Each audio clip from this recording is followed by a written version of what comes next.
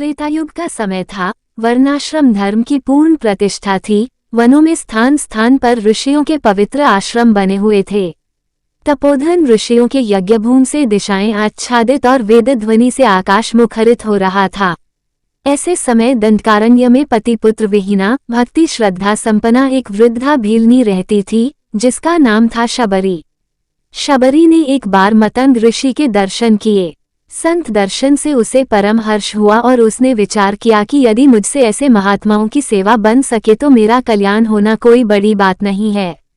ये सोचकर उसने ऋषियों के आश्रमों से थोड़ी दूर पर अपनी छोटी सी कुटिया बना ली और कंद मूल फल से अपना उदर पोषण करती हुई अपने को नीच समझकर वह प्रकट रूप से ऋषियों की सेवा करने लगी। जिस मार्ग से ऋषिगण स्नान करने जाया करते, उषा काल के पूर्व ही उसको झाड़ बुहार कर साफ कर देती, कहीं भी कंकड़ या कांटा नहीं रहने पाता। इसके सिवा वह आश्रमों के समीप ही प्रातः काल के पहले पहले ईंधन के सूखे ढेर लगा देती। ककरीले और कटीले रास्ते को निष्कंटक और कंकड़ों से रहित देखकर तथा द्वार पर समिधा का संग्रह देखकर ऋषियों को बड़ा आश्चर्य हुआ और उन्होंने अपने शिष्यों को ये पता लगाने की आज्ञा दी कि प्रतिदिन इन काम को कौन कर जाता है। आज्ञाकारी शिष्य रात को पहरा देने लगे और उसी दिन रात के पिछले पहर शबरी ईंधन का बोझा रखती हुई पकड़ी गई। शबरी बहुत ही डर गई। शिष्यगण उसे मतंग मुनि के सामने ले गए और उन्होंने मुनि से कहा कि महाराज, प्रतिदिन रास्ता साफ करने और ईंधन रख जाने वाले चोर को आज हमने पकड़ लिया है। ये भीलनी ही प्रतिदिन ऐसा किया करती है। शिष्यों की बात को सुनकर भयकातरा शबरी से मुनि ने पूछा, तू कौन है और किस लिए प्रतिदिन मार्ग बुहारने और ईंधन लाने का काम करती है? भक्तिमती शबरी ने कांपते हुए अत्यंत विनयपूर्वक प्रणाम करके कहा, नाथ, मेरा नाम शबरी है। मंद भाग्य से मेरा जन्म नीच कुल में हुआ है। मैं इसी वन में रहती हूँ और आप जैसे तपोधन मुनियों के दर्शन से अपने को पवित्र करती हूँ। अन्य किसी प्रकार की सेवा में अपना अनाधिकार समझकर मैंने इस प्रकार की सेवा में ही मन लगाया है। स्त्री ही नहीं है, वह एक भगवत भक्तिपरायणा उच्च आत्मा है। उन्होंने इसका कुछ भी विचार नहीं किया और वे अपने उपदेश से शबरी को भक्ति बढ़ाते रहे। इस प्रकार भगवत गुण स्मरण और गान करते करते बहुत समय बीत गया। मतंग ऋषि ने शरीर छोड़ने का इच्छा की। ये जानकर शिष्यों को बड़ा दुख हुआ। शबरी अत्यंत क्लेश के कारण क्रंदन करने लगी। गुरुदेव का परमधाम में पधारना उसके लिए असहनीय हो गया। वह बोली, नाथ, आप अकेले ही न जाएं, ये किंकरी भी आपके साथ जाने को तैयार है। विष्णुवदना कृतांजलि दीना शबरी को सम्मुख देखकर मतंग ऋषि ने कहा, सुव्रते, तू ये विषाद छोड़ दे। कौशल किशोर भगवान श्री रामचंद्र इस समय चित्रकूट में हैं। वे यहाँ अवश्य पधारेंगे। उन्हें तू इन्हीं चर्म चक्षुओं से प्रत्यक्ष देख सकेगी। वे साक्षात परमात्मा नारायण हैं। उनके दर्शन से तेरा कल्याण हो जाएगा। भक्तवत्सल भगवान जब तेरे आश्रम में पधारें तब उनका भली भांति आतिथ्य करके अपने जीवन को सफल करना। तब तक तू श्री राम नाम का जप करती हुई उनकी प्रतीक्षा कर। शबरी को इस प्रकार आश्वासन देकर मुनि दिव्यलोक को चले गए। इधर शबरी ने श्रीराम नाम में ऐसा मन लगाया कि उसे दूसरी किसी बात का ध्यान ही नहीं रहा। शबरी कंदमूल फलों पर अपना जीवन निर्वाह करती हुई भगवान श्रीराम के शुभागमना की प्रतीक्षा करने लगी। ज्यों ही ज्यों दिन बीतते हैं त्यों ही त्यों शबरी की राम दर्शन लालसा प्रबल होती जाती है। जरा सा शब्द सुनते ही वह दौड़कर बाहर जाती है और बड़ी आतुरता के साथ प्रत्येक वृक्ष, लता, पत्र, पुष्प और फलों से तथा पशु पक्षियों से पूछती है कि अब श्रीराम कितनी दूर हैं, यहाँ कब पहुँचेंगे। प्रातःकाल कहती है कि भगवान आज संध्या को आएंगे। सांयकाल फिर कहती है कल सवेरे तो अवश्य पधारेंगे। कभी घर के बाहर जाती है, कभी भीतर आती है। कहीं मेरे राम के कोमल चरण कमलों में चोट न लग जाए, इसी चिंता से बार बार रास्ता साफ करती और कांटे कंकड़ों को बुहारती है। घर को नित्य गोबर गोमूत्र से लीप पोतकर ठीक करती है। नित नई मिट्टी गोबर की चौकी बनाती है। कभी चमक कर उठती है, कभी बाहर जाती है और सोचती है भगवान बाहर आ ही गए होंगे। वन में जिस पेड़ का फल सबसे अधिक सुस्वाद और मीठा लगता है, वही अपने राम के लिए बड़े चाव से रख छोड़ती है। इस प्रकार शबरी उन राजीवलोचन राम के शुभ दर्शन की उत्कंठा से रामागमन कांक्षा में पागल सी हो गई थी।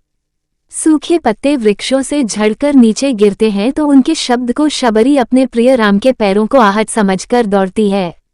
इस तरह आठों पहर उसका चित्त श्री राम में रमा रहने लगा, परंतु राम नहीं आए। एक बार मुनि बालकों ने कहा, शबरी तेरे राम आ रहे हैं। फिर क्या था, बेर आदि फलों को आंगन में रखकर वह दौड़ी सरोवर से जल लाने के लिए। प्रेम के उन्माद में उसे शरीर की सुधि नहीं थी। एक ऋषि स्नान करके लौट रहे थे। शबरी ने उन्हें देखा नहीं और उनसे उसका स्पर्श हो गया। मुनि बड़े क्रुद्ध हुए। वे बोले, कैसी दुष्टा है, जानबूझकर हम लोगों का अपमान करती है। शबरी ने अपनी धुन में कुछ भी नहीं सुना और वह सरोवर पर चली गई। ऋषि भी पुनः स्नान करने को उसके पीछे पीछे गए।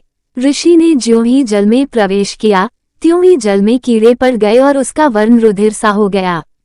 इतने पर भी उनको ये ज्ञान नहीं हुआ कि यह भगवद् भक्त प्रायणा शबरी के तिरस्कार का फल है। इधर जल लेकर शबरी पहुंचने ही नहीं पाई थी कि दूर से भगवान श्री राम मेरी शबरी कहाँ है पूछते हुए दिखाई दिए। यद्यपि अन्यान्य मुनियों को भी यह निश्चय था कि भगवान अवश्य पधारेंगे, फिर भी उनकी ऐसी धारणा थी कि वे सर्वप्रथम हमारे ही आश्रमों में पदार्पण करेंगे। परंतु दीनवत्सल भगवान श्री रामचंद्र जब पहले उनके यहाँ न जाकर शबरी की मध्या का पता पूछने लगे, तब उन तपोबल के अभिमानी मुनियों को बड़ा आश्चर्य हुआ। शबरी के कानों में भी सरल ऋषि बालकों के द्वारा ये बात पहुंची। श्री राम का अपने प्रति इतना अनुग्रह देखकर शबरी को जो सुख हुआ उसकी कल्पना कौन कर सकता है। इतने में ही भगवान श्री राम लक्ष्मण सहित शबरी के आश्रम में पहुंचे। सबरी देखी राम गृह आए, मुनि के बचन समुझी जी अभय। सरसिज लोचन बाहु बिसाला, जटा मुकुट सिर और धनमाला। श्याम गौर सुंदर दो भाई, सबरी परी चरण लपटाए। प्रेम मगन मुख वचन न आवा, पुनि पुनि पद सरोज सिर नावा। आज शबरी के आनंद का पार नहीं है। ये प्रेम में पगली होकर नाचने लगी। हाथ से ताल दे देकर नृत्य करने में वह इतनी मग्न हुई कि उसे अपने उत्तरीय वस्त्र तक का ध्यान नहीं रहा। शरीर की सारी सुध बुध जाती रही। इस तरह शबरी को आनंद सागर में निमग्न देखकर भगवान बड़े ही सुखी हुए और उन्होंने मुस्कुराते हुए लक्ष्मण की ओर देखा। तब श्री लक्ष्मण जी ने हंसते हुए गंभीर स्वर से कहा कि शबरी, क्या तू नाचती ही रहेगी? देख श्री राम कितनी देर खड़े हैं, क्या इनको बैठाकर तू इनका आतिथ्य नहीं करेगी? इन शब्दों से शबरी को चेत हुआ और उस धर्मप्रायणा तापसी सिद्धा सन्यासिनी ने धीमान श्रीराम लक्ष्मण को देखकर उनके चरणों में हाथ जोड़कर प्रणाम किया और पाद्या आचमन आदि से उनका पूजन किया। सादर जल ले चरण पखारे पुनि सुंदर आसन बैठारे। भगवान श्री राम उस धर्म निरता शबरी से पूछने लागे, तपोधने, तुमने साधन के समस्त विपर तो विजय पाई है, तुम्हारा तप तो बढ़ रहा है, तुमने कोप और आहार का संयम तो किया है। चारुभाषिनी, तुम्हारे नियम तो सब बराबर पालन हो रहे हैं, तुम्हारे मन में शांति तो है, तुम्हारी गुरु सेवा सफल तो हो गई, अब तुम क्या चाहती हो? श्री राम के ये वचन सुनकर वह सिद्ध पुरुषों में मान्य वृद्धा तापसी बोली, भगवान आप मुझे सिद्धा, सिद्ध सम्मता, तापसी आदि कहकर लज्जित न कीजिए। मैंने तो आज आपके दर्शन से ही जन्म सफल कर लिया है। हे भगवान, आज आपके दर्शन से मेरे सभी तप सिद्ध हो गए हैं, मेरा जन्म सफल हो गया। आज मेरी गुरुओं की पूजा सफल हो गई, मेरा तप सफल हो गया। हे पुरुषोत्तम, आप देवताओं में श्रेष्ठ राम की कृपा से अब मुझे अपने स्वर्गापवर्ग में कोई संदेह नहीं रहा। शबरी अधिक नहीं बोल सकी, उसका गला प्रेम से रुंध गया। थोड़ी देर चुप रहकर फिर बोली, प्रभु आपके लिए संग्रह किए हुए कंदमूल फलादि तो अभी रखे ही हैं। भगवान मुझ अनाथिनी के फलों को ग्रहण कर मेरा मनोरथ सफल कीजिए। यूं कहकर शबरी फलों को लाकर भगवान को देने लगी और भगवान बड़े प्रेम से पवित्र प्रेम रस से पूर्ण उन फलों की बार बार सराहना करते हुए उन्हें खाने लगे। पद्म पुराण में भगवान व्यास जी ने कहा है, फलानी च सुपक्वानी मूलानी मधुरानी च स्वयमास्वाद्या माधुर्यम परीक्षा परिभाक्ष्य च पश्चान्निवेदयामास राघवाभ्या द्रिव्रता फलान्यस्वाद्या काकुत्स्थस्तस्य मुक्तिं परां ददौ। शबरी वन के पके हुए मूल और फलों को स्वयं चख चख कर परीक्षा करके भगवान को देने लगी। जो अत्यंत मधुर फल होते वही भगवान के निवेदन करती और भगवान मानो कई दिनों के भूखे हों ऐसे चाव और भाव से उनको पाने लगे। बेर बेर बेर लय सराहे बेर बेर बहू, रसिका बिहारी देत बंधु का फेर फेर, चाखी चाखी भाखिए बहुते महान मीठो, लेहू तो लखन यों बखानत है हेर हेर, बेर बेर देवे को सबरी सुबेर बेर, तोक रघुबीर बेर बेर ताही टेर टेर, घेर जनी लाओ बेर बेर जनी लाओ बेर, थेर जनी लाओ बेर लाओ कहे घेर बेर। यही नहीं, भगवान श्री राघवेंद्र शबरी जी के इन प्रेमसुधा रसपूर्ण फलों का स्वाद कभी नहीं भूले। घर में, गुरुजी के यहाँ, मित्रों के घर पर, ससुराल में जहाँ कहीं इनका स्वागत सत्कार हुआ, भोजन कराया गया, वहीं ये शबरी के फलों की सराहना करना नहीं भूले। घर, गुरुग्रह प्रिय सदन, सासुरे भाई जब जह पहुनाए, तब तक कहीं सबरी के फलनी को रुचि माधुरी न पाए। इस तरह भक्तवत्सल भगवान के परम अनुग्रह से शबरी के अपनी मनोगत अभिलाषा पूर्ण हुई। ये जानकर शबरी को परम प्रसन्नता हुई। तदनंतर वह हाथ जोड़कर सामने खड़ी हो गई। प्रभु को देख देखकर उसकी प्रीति सरिता में अत्यंत बाढ़ आ गई। उसने कहा कि ही विधि स्तुति करो तुम्हारी, अधम जाति में जड़मति भारी, अधम ते अधम अधम अति नारी, तिन मह में मतिमंद आधारी। रामचरितमानस आतंत्रान परायण पतित पावन। भक्तवत्सल श्रीराम ने उत्तर में कहा, भामिनी तुम मेरी बात सुनो। मैं एकमात्र भक्ति का नाता मानता हूँ। जो मेरी भक्ति करता है वह मेरा है और मैं उसका हूँ। जाति पांति कुल धर्म बड़ाई द्रव्य बल कुटुंब गुण चतुराई सब कुछ हो, पर यदि भक्ति न हो तो वह मनुष्य बिना जल के बादलों के समान शोभाहीन और व्यर्थ है। अध्यात्म रामायण में भगवान श्रीराम कहते हैं, पुंस्त्वे स्त्रीत्वे विशेषो वा जातिनामाश्रमादयः न कारणं मद्धजने भक्तिरेव हे कारणम् यज्ञदान तपोभिर्वा वेदाध्यायन कर्मभेः नैव द्रष्टुमः शक्यो मद्भक्ति विमुखे सदा। पुरुष स्त्री या अन्यान्य जाति और आश्रम आदि मेरे भजन में कारण नहीं है, केवल भक्ति ही एक कारण है। जो मेरी भक्ति से विमुख हैं, यज्ञ दान तप और वेदाध्ययन करके भी वे मुझे नहीं देख सकते। यही घोषणा भगवान गीता में की है। इसके बाद भगवान ने शबरी को नवधा भक्ति का स्वरूप बतलाया और कहा, नवधा भगति कहूँ तो ही पाही, सावधान सुनु धरु मन माही।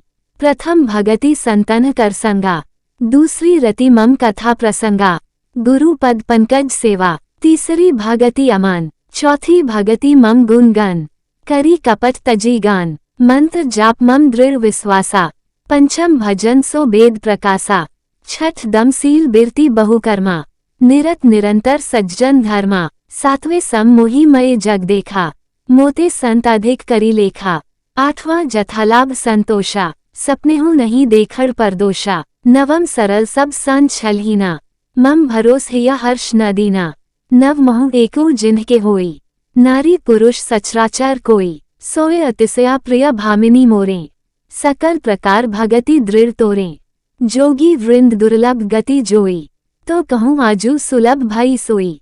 उसी समय दंडकारण्यवासी अनेक ऋषि मुनि शबरी जी के आश्रम में आ गए। मर्यादा पुरुषोत्तम भगवान श्रीराम और लक्ष्मण ने खड़े होकर मुनियों का स्वागत किया और उनसे कुशल प्रश्न किया। सबने उत्तर में यही कहा, रघुश्रेष्ठ आपके दर्शन से हम सब निर्भय हो गए हैं। त्वद्दर्शनाद रघुश्रेष्ठ जाता स्मो निर्भया वयम। प्रभु हम बड़े अपराधी हैं। इस परम भक्तिमती शबरी के कारण हमने मतंग जैसे महानुभाव का तिरस्कार किया। योगिराजों के लिए भी जो परम दुर्लभ हैं, ऐसे आप साक्षात नारायण जिसके घर पर पधारे हैं, वह भक्तिमती शबरी सर्वथा धन्य है। हमने बड़ी भूल की। इस प्रकार सब ऋषि मुनि पश्चाताप करते हुए भगवान से विनय करने लगे। आज दंडकारण्यवासी ज्ञानाभिमानियों की आंखें खुली। हमारे 3 जन्मों को एक गर्भ से, दूसरे उपनयन से और तीसरे यज्ञ दीक्षा से विद्या को, ब्रह्मचर्य व्रत को, बहुत जानने को, उत्तम कुल को, यज्ञादि क्रियाओं में चतुर होने को बार बार धिक्कार है, क्योंकि हम श्रीहरि के विमुख हैं। निस्संदेह भगवान की माया बड़े बड़े योगियों को मोहित कर देती है। अहो, हम लोगों के गुरु ब्राह्मण कहलाते हैं, परंतु अपने ही सच्चे स्वार्थ से हरि की भक्ति में चूक गए। अस्तु। ऋषि मुनिया को पश्चाताप करते देखकर श्री लक्ष्मण जी ने उनके तप की प्रशंसा करके उन्हें कुछ सांत्वना दी। तदनंतर एक ऋषि ने कहा, शरणागत वत्सल, यहाँ के सुंदर सरोवर के जल में कीड़े क्यों पड़ रहे हैं तथा वह रुधिर सा क्यों हो गया है? लक्ष्मण जी ने हंसते हुए कहा, मतंग मुनि के साथ द्वेष करने तथा शबरी जैसी रामभक्ता साध्वी का अपमान करने के कारण आपके अभिमान रूपी दुर्गुण से ही यह सरोवर इस दशा को प्राप्त हो गया है। मतंग मुनि विद्वेषाद रामभक्तावमानता हेल जलमेटादृशम जातम भवताम्भिमानता। कुछ वर मांग। शबरी ने कहा, इसके फिर पूर्ववत होने का एक यही उपाय है कि शबरी एक बार फिर से उसका स्पर्श करे। भगवान की आज्ञा से शबरी ने जलाशय में प्रवेश किया और तुरंत ही जल पूर्ववत निर्मल हो गया। ये है भक्तों की महिमा। भगवान ने प्रसन्न होकर फिर शबरी से कहा कि तू कुछ वर मांग। शबरी ने कहा, यत्वा साक्षात प्रपश्यामि नीचवंश भवाप्यहमेल तथापि याचे भगवान स्त्वयि भक्तिर्द्राइमाम। मैं अत्यंत नीच कुल में जन्म लेने पर भी आपका साक्षात दर्शन कर रही हूँ। यह क्या साधारण अनुग्रह का फल है? तथापि मैं यही चाहती हूँ कि आप में मेरी दृढ़ भक्ति सदा बनी रहे। भगवान ने हंसते हुए कहा, यही होगा। शबरी ने पार्थिव देह परित्याग करने के लिए भगवान की आज्ञा चाही। भगवान ने उसे आज्ञा दे दी। शबरी मुनिजनों के सामने ही देह छोड़कर परम धाम को प्रयाण कर गई और सब ओर जय जयकार की ध्वनि होने लगी।